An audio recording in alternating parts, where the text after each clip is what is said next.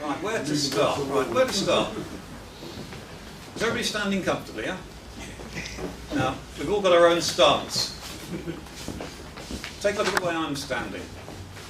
All right? I'm deliberately standing in the way that I've routinely stood for way over 40 years. This is my default stance. This is how I stand if I'm not thinking.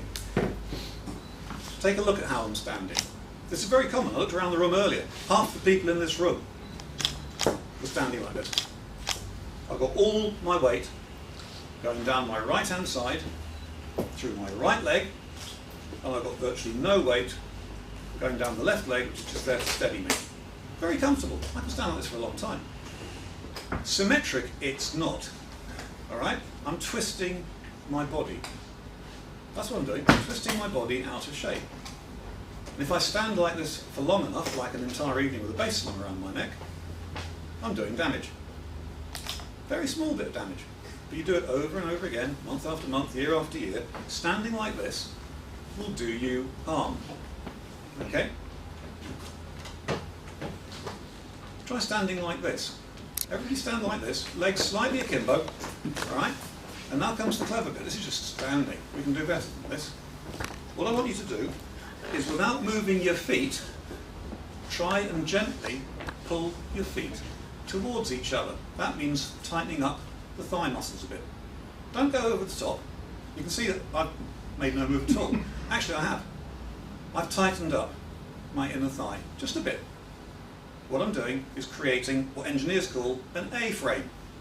I've turned everything from the waist down into an A shape. And the crossbar of the A is me trying to pull my feet together by bringing my thighs in a bit. Just doing this will make a surprising amount of difference to your lower back. You will be astonished if you get into the habit of routinely standing like this over a period of a year or two. I've been doing this now for 3 years as a result of attending Pilates classes. Just as a result of doing this, I have stopped having major lumbar collapses involving taking a week off work and lying flat on my back and crawling to the toilet if I needed a wee. All right? Until you've had a serious back attack, you have no idea how debilitating it is. You do not want to go there. All right? For these exercises, I'm going to be standing like this, and you won't see any difference at all, but actually I'm doing Pilates right now. I'm using some core muscles. Your thighs are core muscles, okay? You think about muscles, you think about core muscles, you think about the beach. You think about rippling biceps, you think about, bollocks. Those aren't your core. The core are the 4 big muscle groups, okay? Thighs, they're big. Buttocks, they're huge. Huge muscle, horribly undervalued. Stomach, we all know that stomach's important. And then comes the one we all forget about. Diaphragm. Diaphragm is a hugely important muscle. You think it's for breathing, isn't it? Yeah, it's for breathing and singing. It's a muscle. It's a very big muscle. If I ask you, don't do it yet, if I ask you to take a deep breath, I'll tell you now what most of you will do. You'll think beach. You'll think pump myself up, look good. That's wrong. Don't do that. Buddha. Buddha breathing is the way forward. Okay? Think of the Buddha. Big belly. All right? If you take a deep breath and you really let rip with the diaphragm, what you get is this. Here we go. Belly right out. Not even slightly sexy. All right? But if you do 2 or 3 of those before you start any sort of stretching or exercise regime, you'll find it makes a real difference. You're engaging a big muscle group that otherwise you're totally ignoring. It all helps. That's the core. That's the Pilates bit out of the way. All right? Everything I'm doing, I've learned from Pilates, but I'm not a Pilates trainer. No pain, no gain. Anyone heard that one? Yeah? Bollocks. Going for the burn. Jane Fonda should burn in hell for that. All right? Pain is God's way of saying, don't do that. All right? We're deep into Tommy Cooper territory here. Doctor, it hurts when I do that. All together now. Well, don't do that then. All right? If anything I ask you to do or suggest you do is giving you trouble, stop doing it. It really is as simple as that. Now, why am I standing on this? I've got a stage here. I could be standing on the stage. This is 2 foot on the side. This is about the same amount of space I take standing in a pub with a pint in my hand.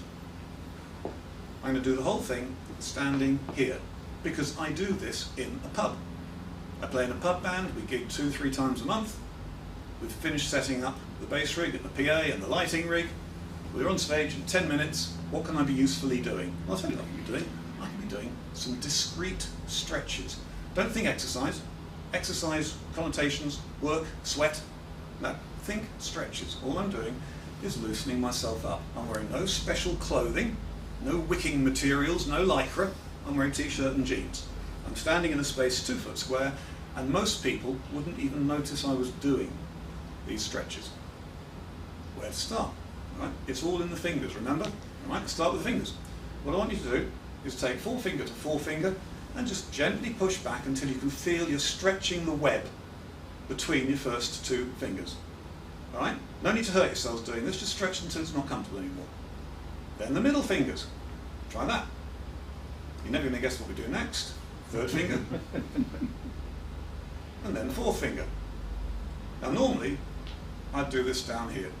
Nobody in the pub knows I'm doing it. But what I'm doing is I'm stretching my fingers and getting them ready to play a bass. Again, you do it once, and it's, yeah, so. You do this 3-4 times a day, which I do, and it makes a hell of a difference over time. Well, what about the thumb? Can we do the same thing for the thumb? Well, we can, but before we do that, if you play with a pick, then one of the things you're going to be familiar with is your thumb muscle locking up, okay? Muscles work by contracting. They do not work in any other way. They don't stretch, they don't push, they don't expand. Every muscle works just by contracting. The more of this you do, the more that muscle contracts, the more it locks up. You need to find a way to free it. Any housewife will tell you how to free a tightened up muscle. You tenderize it. All right? I'm going to do straight 8s. You're watching, fingers onto here. Well, 1, 2, 3, 4, 5, 6, 7, 8. 1, 2, 3, 4, 5, 6, 7, 8. 1, 2, 3, 4, 5, 6, 7, 8. 1, 2, 3, 4, 5, 6, 7, 8. I've tenderized that muscle. Now, I pull back on the thumb. All right? I've now loosened up my fingers, my thumb. My hands are already feeling substantially better than they were a minute ago. Everyone happy so far? Okay, so let's start to move up the arm. Where's next? Ooh, forearms. Forearms are complex. 2 bones, a whole bunch of muscles, a whole bunch of joints and tendons. There's lots going on in there you don't really think about. Again, playing bass, you're using your forearms a lot, obviously. How do you free that? I've not brought any equipment with me, but for this what I'd normally use is a towel, a t-shirt, any piece of convenient cloth, just to give my hands something to hold while I'm doing it.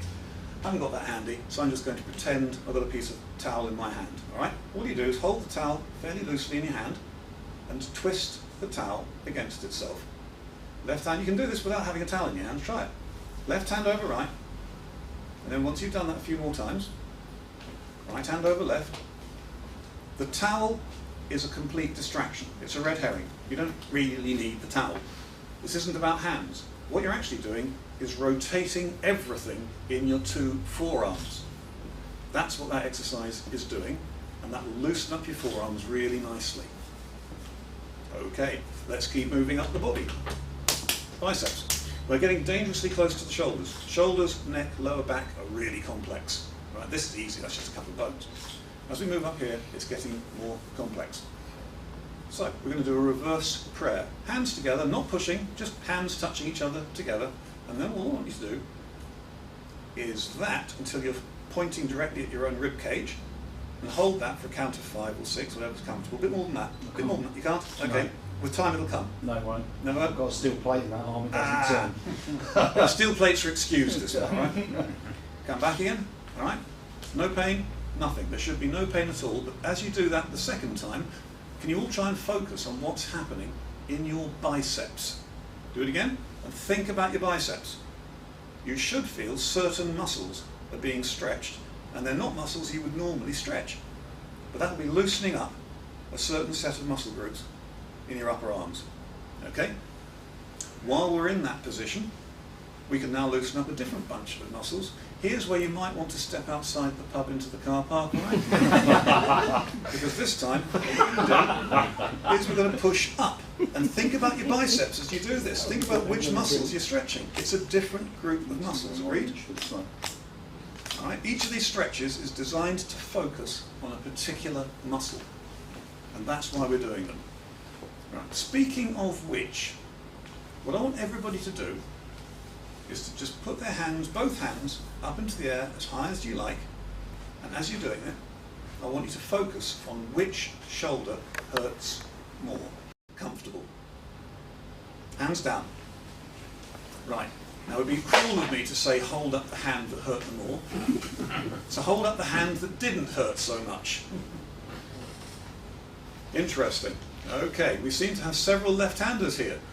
Because what you should be holding up is your, if I'm right-handed, you should be holding up your right hand.